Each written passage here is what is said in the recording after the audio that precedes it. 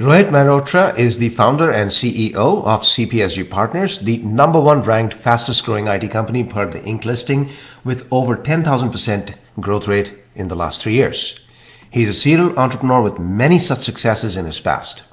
He has well over a couple of decades of experience building technology companies, and Rohit is recognized for his astute ability to turn simple ideas into high growth businesses. How does he manage to replicate such astounding success time and time again? The formula, according to Rohit, lies in nailing the why and what of the business right at the beginning, and then building everything else around that. He revealed his thought process in our conversation, and it is every bit as inspiring as it is informative. So without taking any more of your time, ladies and gentlemen, I present to you Rohit Mehrotra on the CEO Show at the CEO Magazine.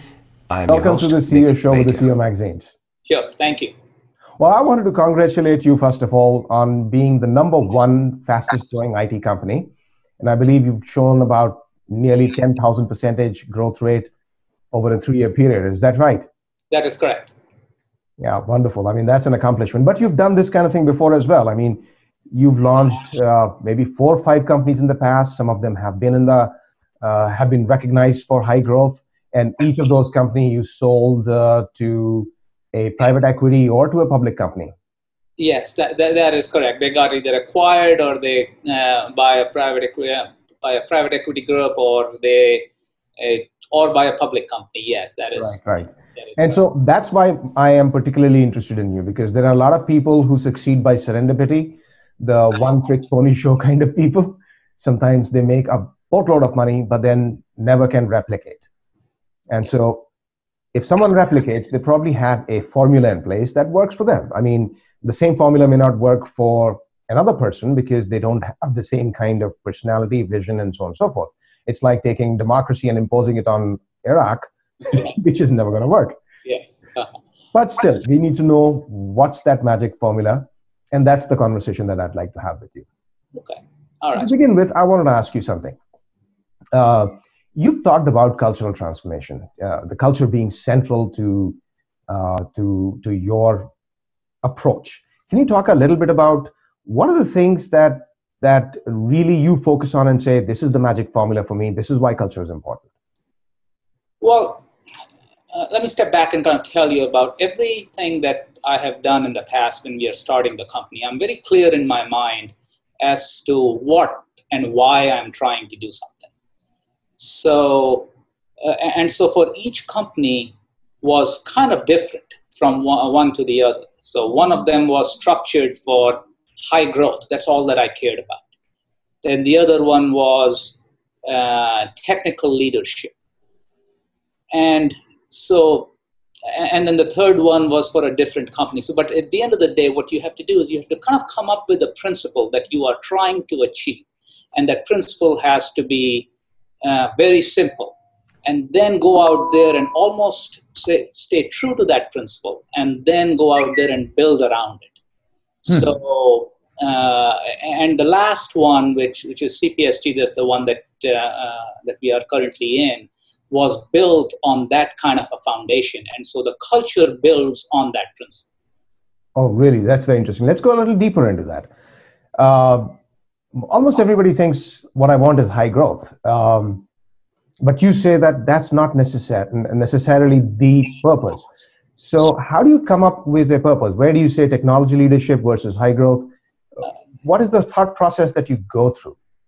Well, I'm going to tell. So for me, it is the growth will happen if what you are trying to do is, you got to be supportive, or you got to be passionate about what you're trying to do. So I'll give you the story on this one, and you're going to see where I'm coming from. Okay. So the story was that after my third company, I was retired. I was just going out there, and I was taking my daughter for a college hunting program.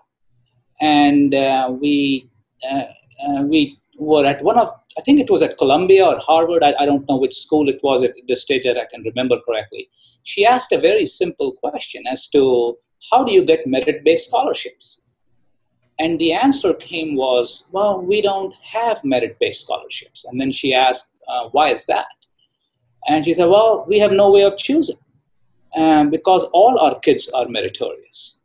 And I was kind of retired, and I said, at some point of time, if I'm going to start a company ever again, that's the principle I'm gonna base the company on. And I had no idea what that was, but I thought that, here are some schools out there, which is the pride of this nation, the world over there recognized. And someone has thought this thing through. So I said, that's what I'm going to do. And I didn't have a CPSG at that time, or none of that stuff was at that time.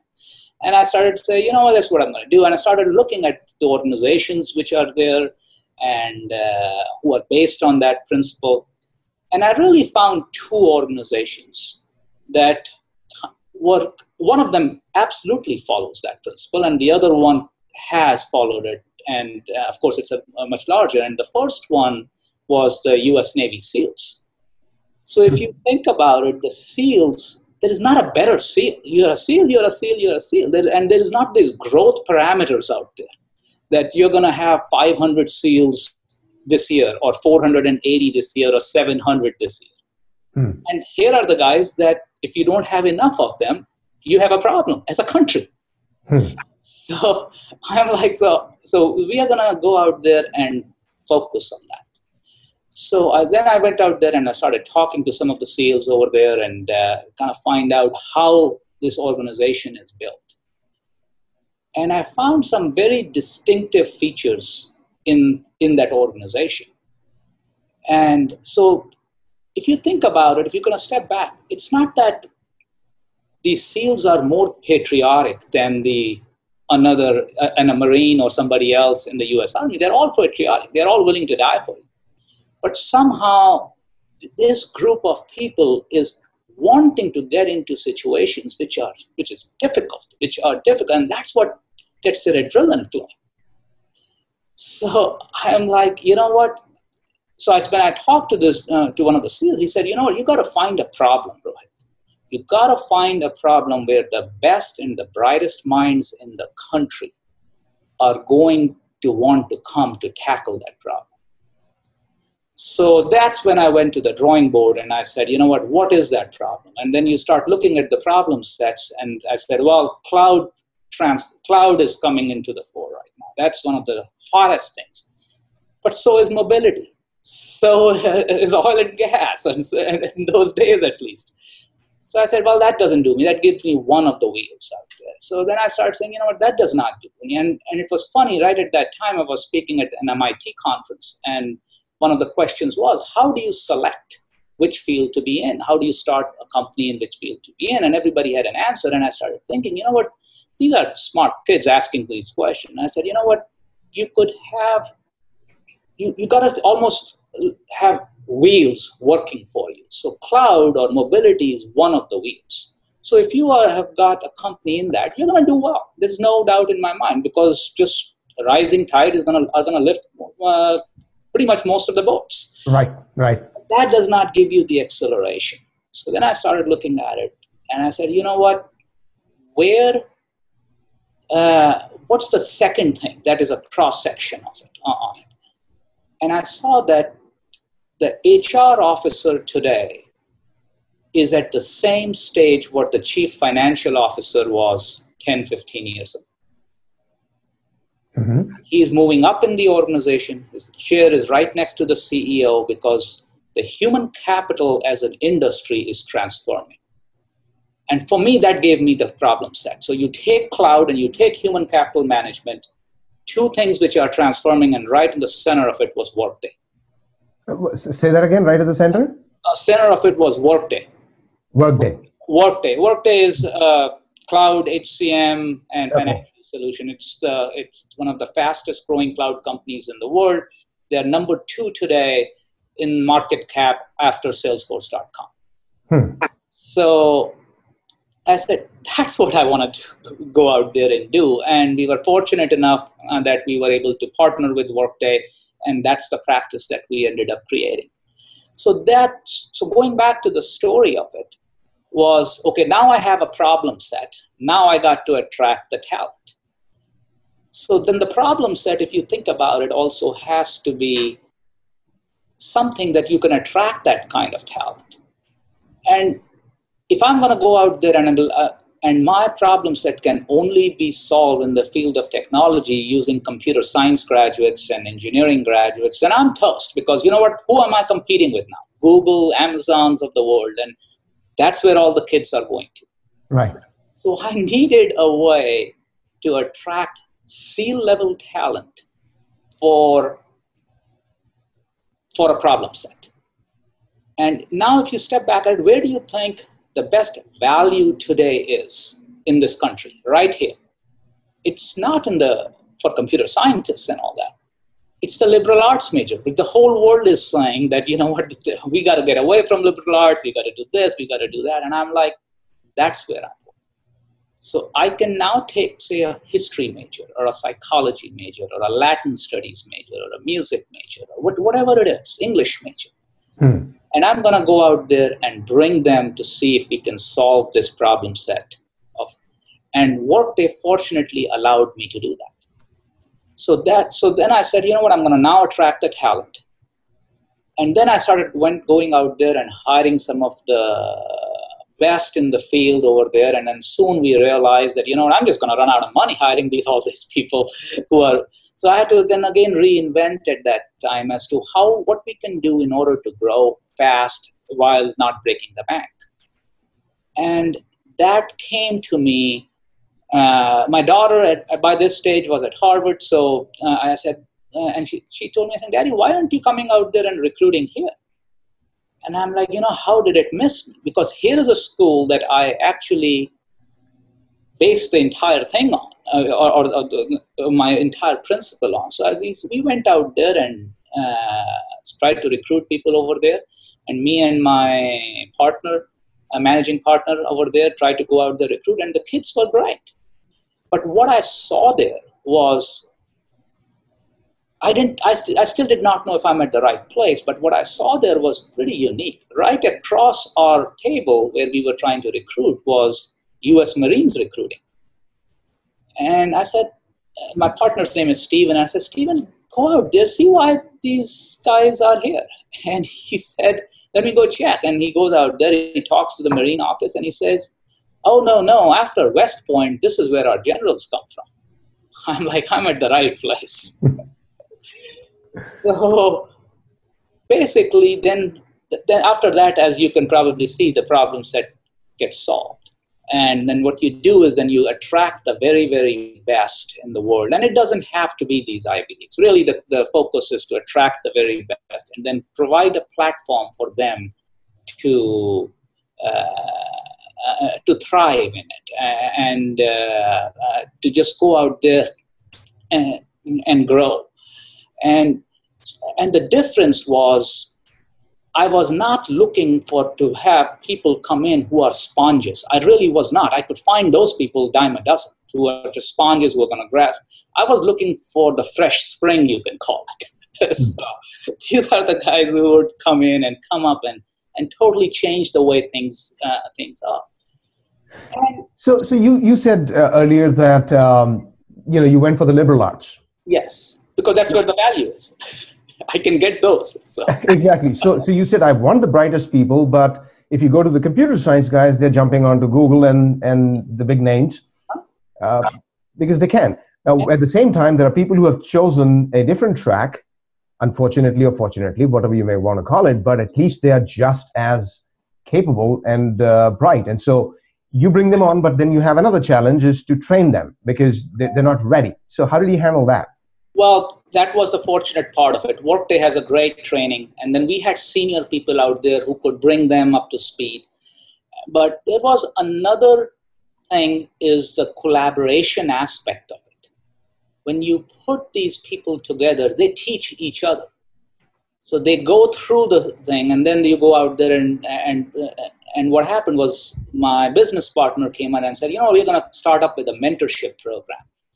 And the mentorship program was not about one mentor going out there and mentoring 10 or 15 people. It was literally one mentor to two mentees, or maybe less sometimes, 1-to-1. And these are guys who are 8 months out of school, mentoring the other one, coming in. So they had traveled that step. But culturally, it started kind of bothering me that what happens if we build an organization which, with all this talent, that becomes arrogant? And that's not me, and that's not what I wanted. So I went back and asked, talked to the same guys that I had originally was talking to, and he said, and he asked me a very simple question without anything: have you ever seen a Navy SEAL that is arrogant?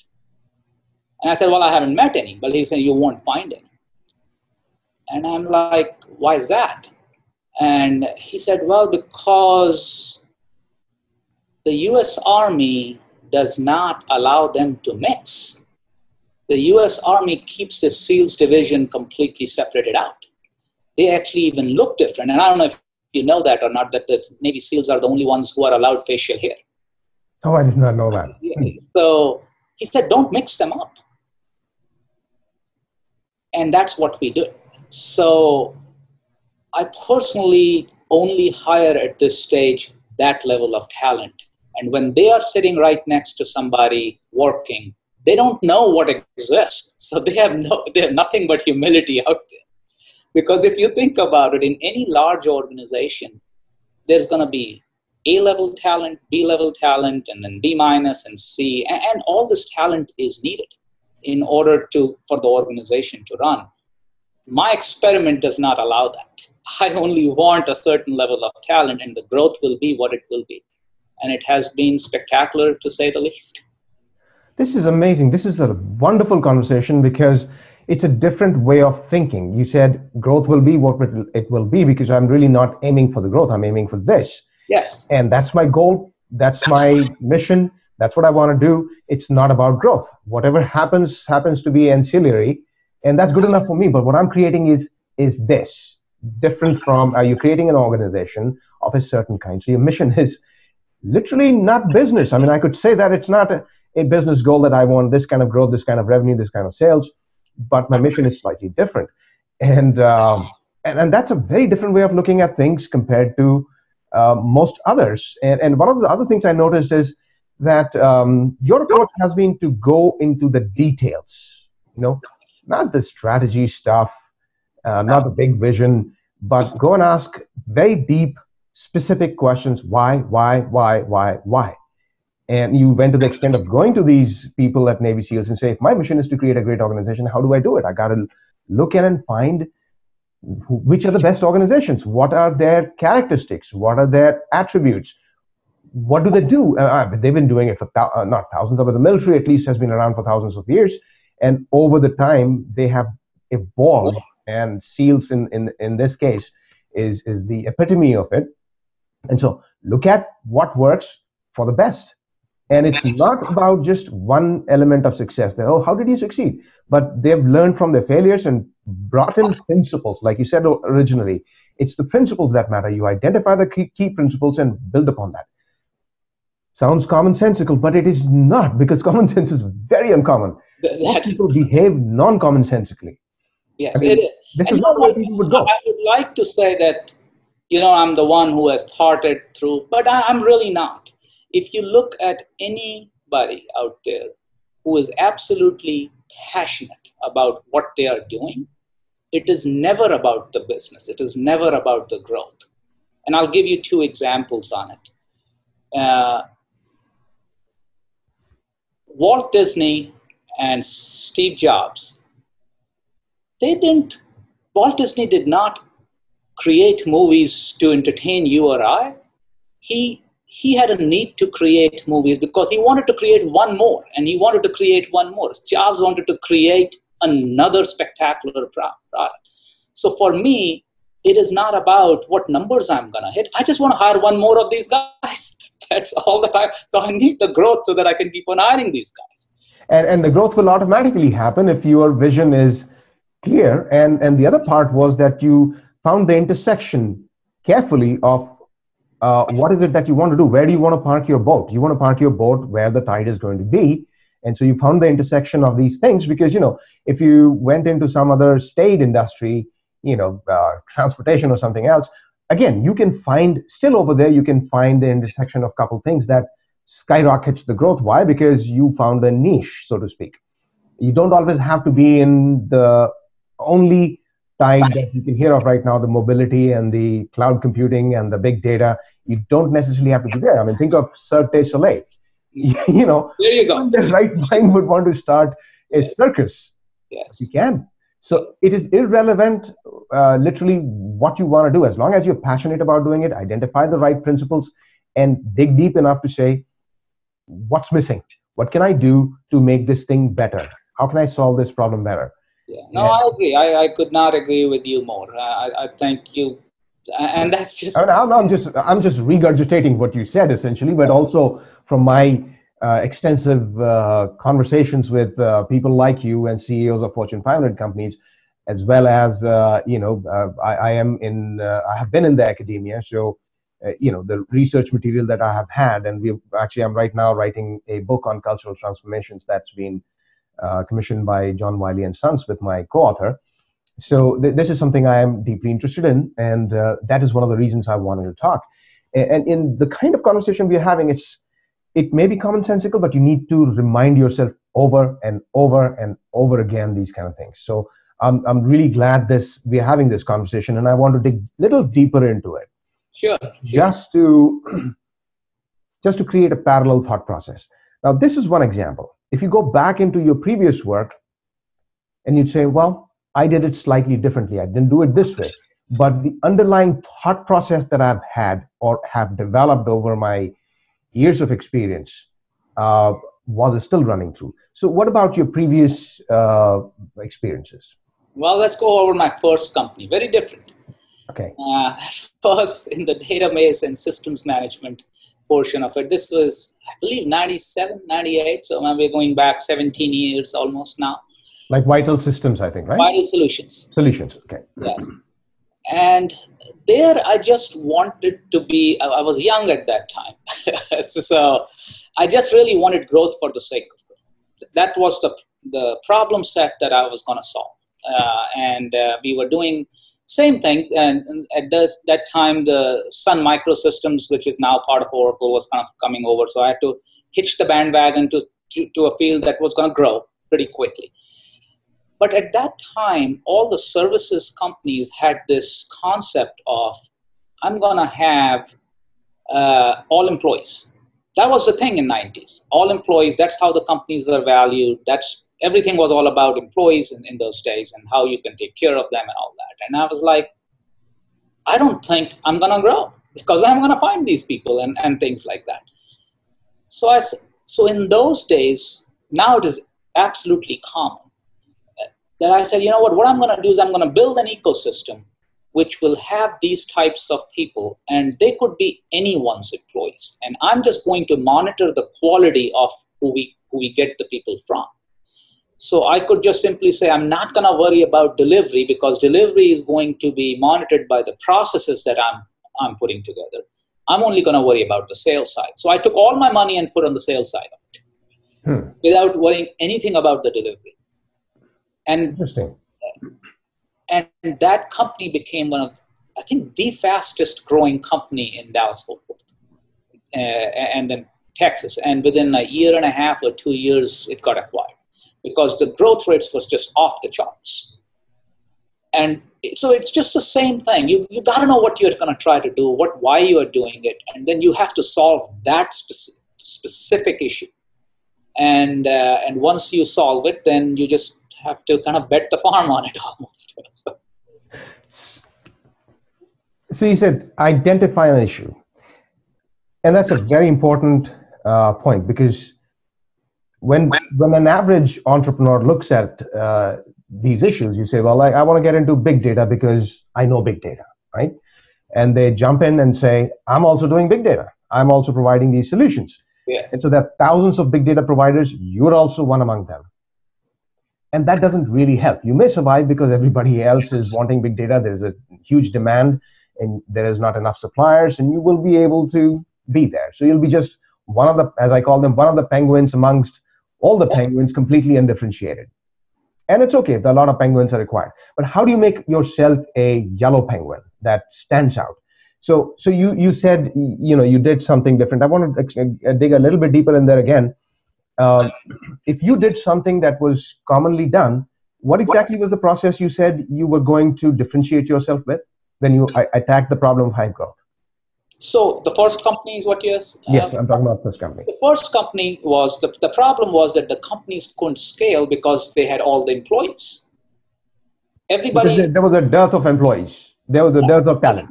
Everyone had to be a full-time employee. The moment you have full-time employees, you have to manage the bench. I'm talking services companies out there. Right. At that time, that's what it was. And and then you have to make sure of the benefits. Now you are trying to make sure that your employee is happy. Right. The moment it changes, then you have to solve that problem, how to make the employee happy. Right. And that's what we solved in my fourth one over here. Right. But I didn't want to solve that problem. I only wanted to solve it for the growth. So I had to have it where I can get the employees and not have to worry about the employee. So I went into one of those staffing type arrangements, but I had to control that ecosystem. I couldn't just go out there and staff from everybody.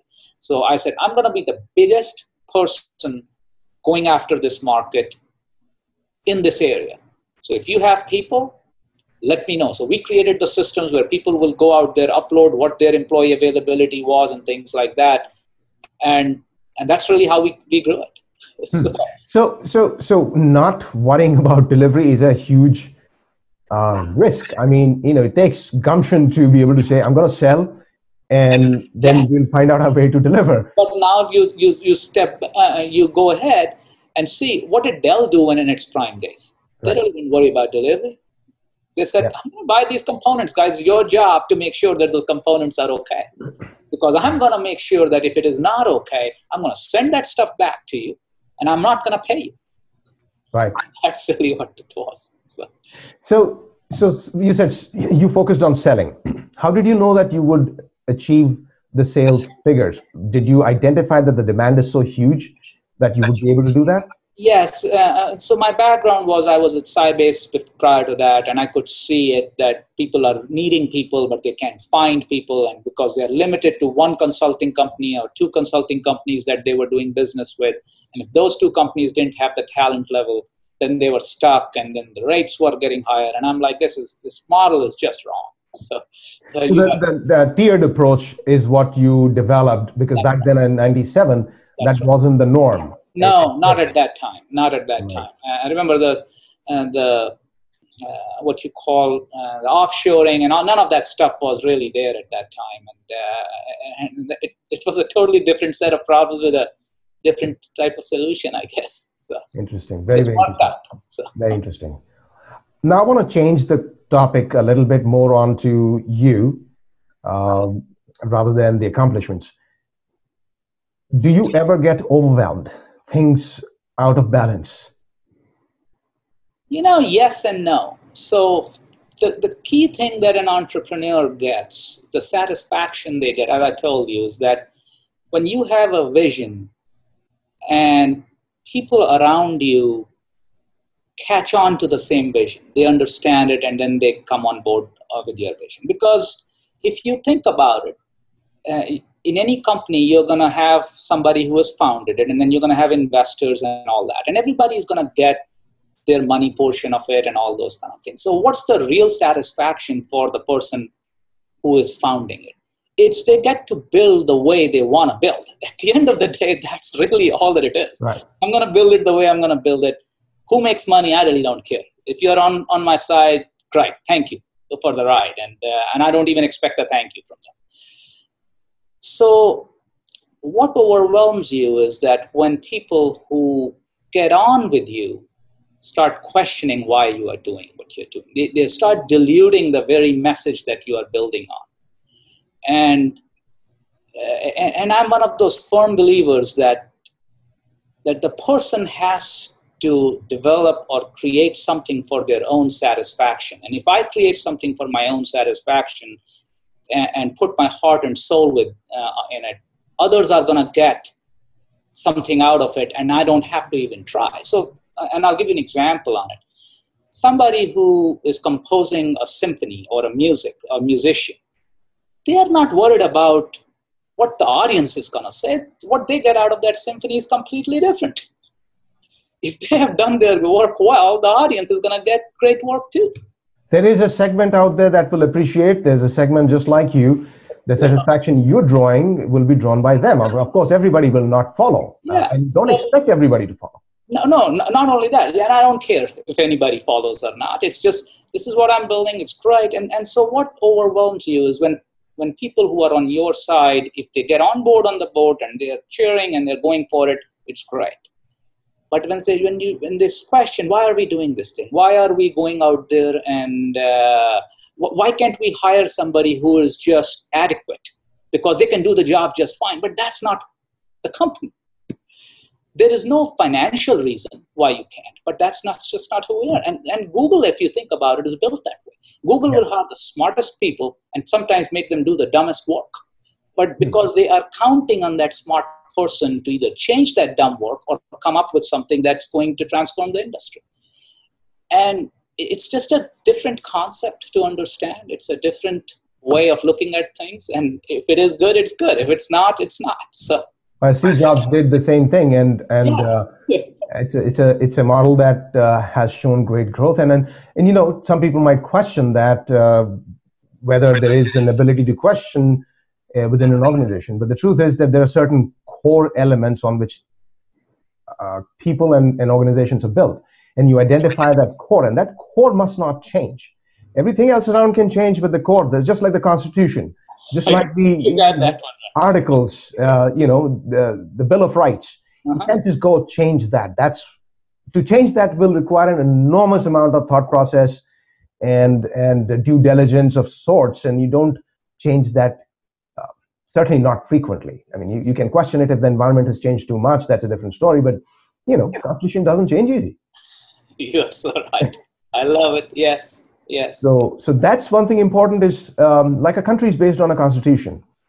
Any country. Well, not any country, but most successful countries, I'd say. And if you do not define your Constitution, then you don't know where you're going. And if you don't know where you're going, you will get anywhere. Yes. Rather than where you want to go. You got to know where you're going and what you stand for, really.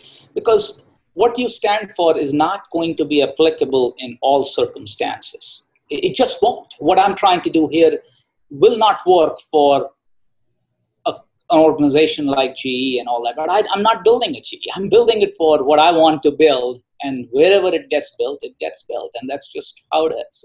And so that sort of value clarification, thought clarification is really, really important, that we have the clarity of thinking.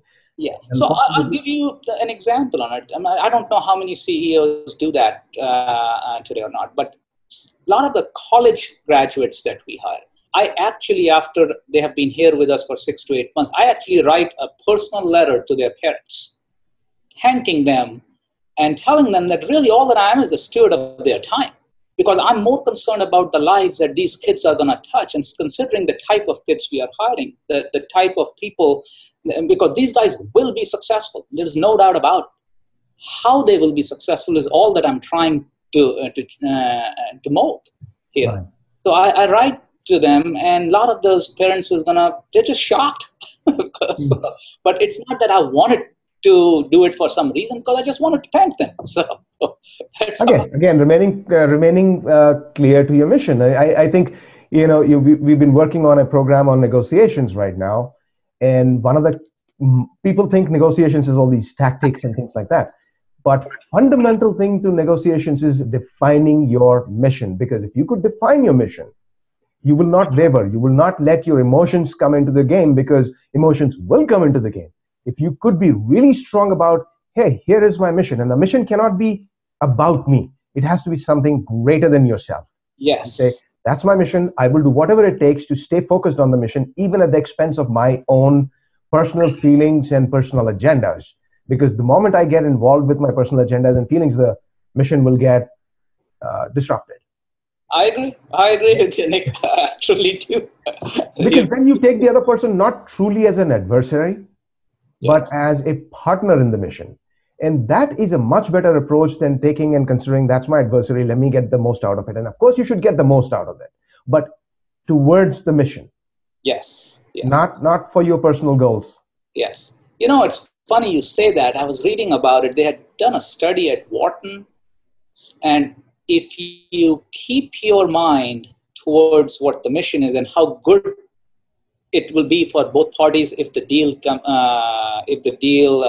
happens, then you actually end up negotiating better for yourself than if you think what the losses are going to be. And they have done this study where two sets of people are going to go out there and buy a company, and they've given this artificial company over there.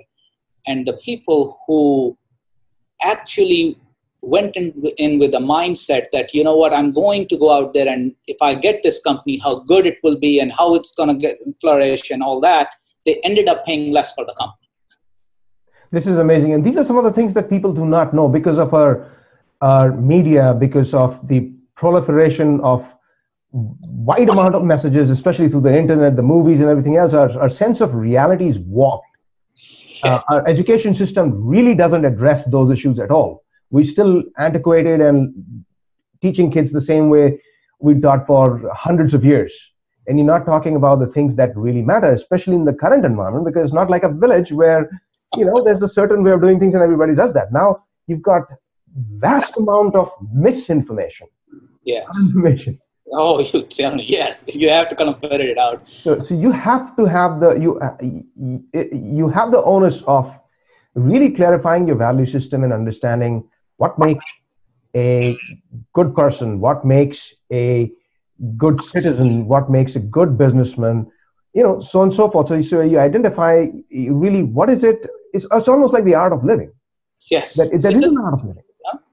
It is. And you've got to learn that. You can't just run by default. I was just making a video the other day about a program that I'm launching. And one of the things I said in there is that, you know, you have to have that focus of wanting to learn and clarifying. There's a lot of information out there and you got to get rid of it. You cannot just take everything that comes your way. There's an art form. There's a need to be learning, even breathing for that matter. We think, well, I don't need to learn how to breathe.